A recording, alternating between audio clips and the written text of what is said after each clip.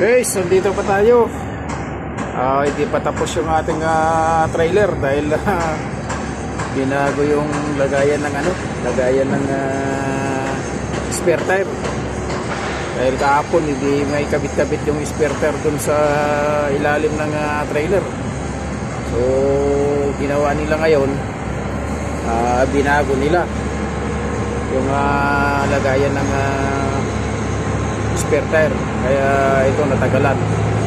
So hanggang ngayon di pa tayo nakapagkarga ng diesel yung tanker natin dahil kasalukuyan pang ginagawa. Ayan yung ating truck, ginagawa pa. So ito, napakainit dito sa labas. Nakakatamad naman yung umuwi dun sa accommodation kasi patay yung aircon. Ginagawa yung centralized ng aircon nung ng Block 21. Kaya mainit kanina nung umuwi ako. Ito, lagatak yung pawis natin dito sa labas.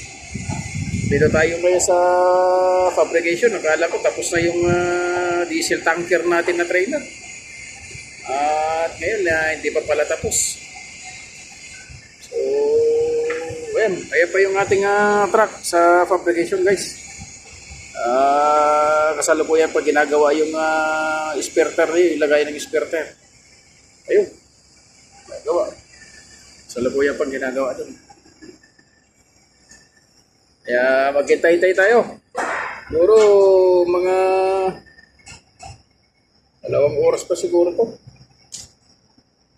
At mamaya pagka natapos ito, kuha pa tayo ng job card, tire job card, tapos pa tayo magpatimbang. Marami pa tayong gagawin. Marami pa tayong pagagawa rito sa truck na to.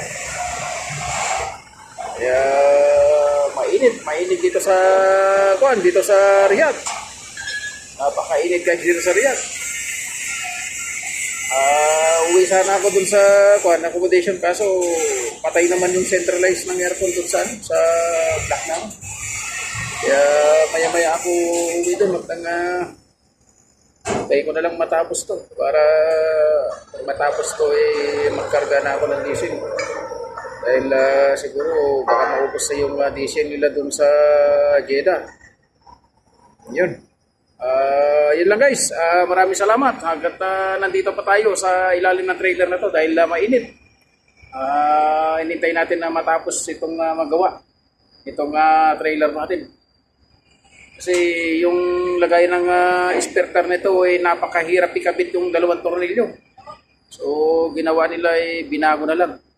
So yun lang guys, maraming salamat sa inyong panonood sa aking upload na video. Thank you so much and God bless you all.